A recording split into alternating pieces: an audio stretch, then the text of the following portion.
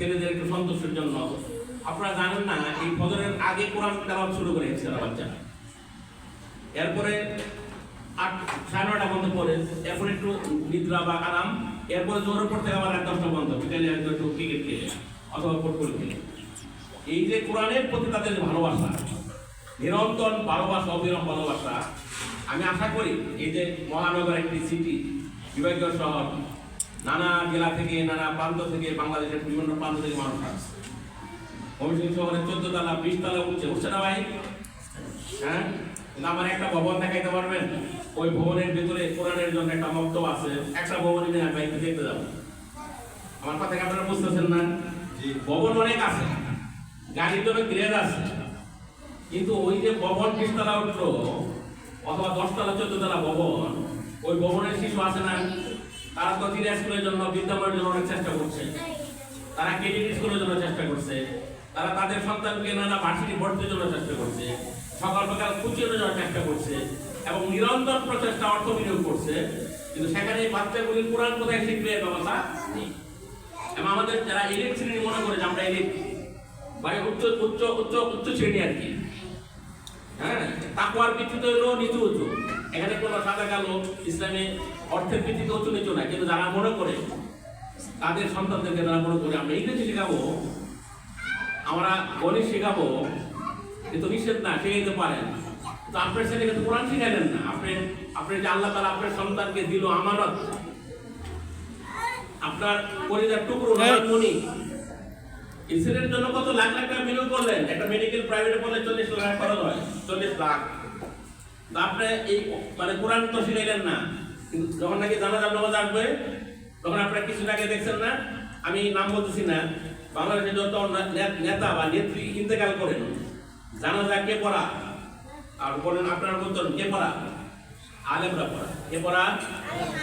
কয়েকদিন আগে আপনারা দেখছেন যে এই যে মানে এই মানে সংসদের সামনে যে জানাজা হয়েছে না ভাই, বাংলাদেশ এরকম বড় জানাজা তো আমার জানা নাই। ওখানে যে ইমামতি করছেন জানাজা,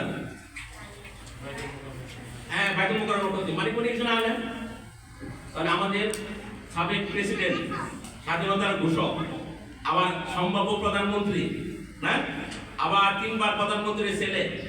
আচ্ছা আপনারা বলেন, আমি তো মানে ওইদিকে যাচ্ছি না, জানাজা কে পড়াইছে? ওনার ছেলে পড়াইছে না একজন আলেম পড়াইছে? আপনারা বলেন। এই দুটো বুঝছো? বাহ, এই সব বুঝে দেখি, বাহ বাহ, এরাও বুঝে দেখি, শিশুরা বুঝে। এটা হলো আলেমদের সম্মান, এর কোরআনের মর্যাদা। আল্লাহ তাআলা আপনাকে সামনে রাখবে। জাতীয় মসজিদ মানে ঈদগাহে যখন ইমামতি হয়, বাংলাদেশের প্রেসিডেন্ট নামাজ পড়েন, একজন আলেম নামাজ পড়েন, আপনারা বলেন আলেম, এটা তোমাদের মর্যাদা।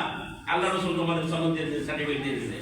এখানে যারা মারা এসেছেন, আপনাদের সন্তানকে আপনি বিজ্ঞান পড়ান, ফিজিক্স পড়ান, আকাশ বিজ্ঞান পড়ান, কৃষি বিজ্ঞান পড়ান, বিদেশ পড়ান, লন্ডন পড়ান, আমেরিকা পড়ান, অস্ট্রেলিয়া অথবা সিঙ্গাপুর পড়ান, জাপানে পড়ান, কোনো সমস্যা নাই। ইসলাম এখানে প্রথমেই বলে দিয়েছে ইকরা বিসমি রাব্বিকাল্লাযী খালাক, পড়ো, কিন্তু রবের নামে পড়তে হবে।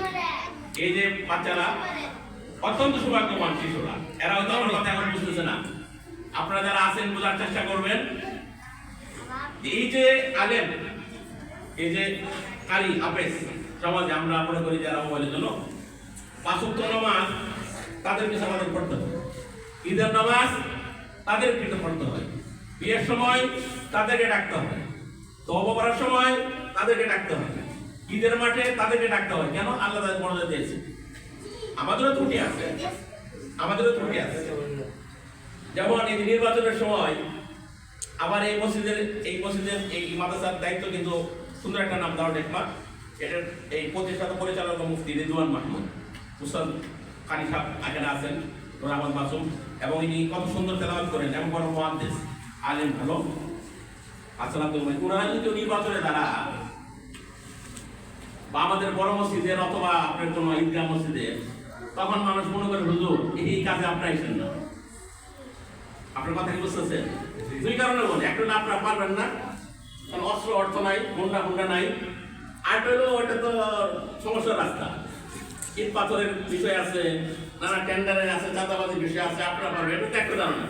আর হলো হুজুর আপনি নেতৃত্ব দিতে পারবেন না, এই বাবারা তোমরা এখন শোনো, তোমরা একটা কথা শোনো, তোমরা কোরআন পড়বা না, পড়তেছো না? সংসদে এমপি হওয়ার চিন্তা করবা, এর উপরে কিন্তু এমপিরা থাকছে তোমাদের মতো মানুষই, হ্যাঁ হ্যাঁ। এবং এই শহরে এই মৃত্যুঞ্জয় একটা স্কুল আছে, এই মৃত্যুঞ্জয় স্কুলের 2 জন দেশের প্রেসিডেন্ট হয়েছে। কি হয়েছে? কি হয়েছে? এই শহর থেকে প্রধানমন্ত্রী হয়েছে, এই শহর থেকে প্রেসিডেন্ট হয়েছে, এই দেশ থেকে, এই শহর থেকে ধর্মমন্ত্রী হয়েছে। কি হয়েছে? তাহলে সংসদে 300 আসনে তোমরা কি হবে? এমপি হবে। কি হবে? বুকে কোরআন ধারণ করে কি করে এমপি নির্বাচন করবা। বুঝো নাই? তোমরা কি কি মার্কা ছিল বলো দেখি একটু। কি মার্কা? হাত পাকা করে দাড়ি পাল্লা, এগুলো কি? এই যে নাই, তুমিও বলবো আমার একটা মার্কা আছে, কোরআন মার্কা। কই মার্কা? আমি এমপি কি? আমি প্রধানমন্ত্রী কি? আমি উপদেষ্টা কি? তোমরা কি বুঝছো বাবা? আচ্ছা, আমার কথা তাহলে শর্ট করে দিচ্ছি। এখন আমি অভিভাবকদের উদ্দেশ্যে কিছু বলছি, এরা তো মন্ত্রী হয়ে গেছে। সংসদে কোরআন তেলাওয়াত করে আমাদের মহিষ গিয়ে কাজে আবরায় কি? আপনারা আমার কথা বুঝতেছেন? আজান দেয় কারা? রেডিও টেলিভিশনে মুয়াজ্জিন তো মাদ্রাসায় পড়ছে বাবা, তোমাদের মতো, হ্যাঁ? ওরে কারি উভয় তোরা সব আলাদা আলাদা শুনতে, এবং বাংলাদেশে একজন বড় কারি আছে, আল্লাহ তাআলা পড়ছেন। তোমরা হয়তো টিভিতে দেখো আহমদ ইউসুফ আল-আজহারি কি? বাবা তোমরা শুনে, আমাদের মন্ত্রী তো আমাদের সংসদে থাকে, আমাদের এমপিরা একটা সিট পায়, কিছু কাজ পাই তো না? কিন্তু আমি যে নামটা বললাম আহমদ ইউসুফ আল-আজহারি, কোরআনের কারণে কখনো সে লন্ডন, কখনো সে আমেরিকা, কখনো সে কানাডা, কখনো সে ইউরোপে, কখনো সে অস্ট্রেলিয়ায়, সারা পৃথিবীতে তাকে সম্মানিত করছে। কখনো সে মিশরে, আমি কি বানায় কথাটা বললাম? এটাই কোরআনের মর্যাদা।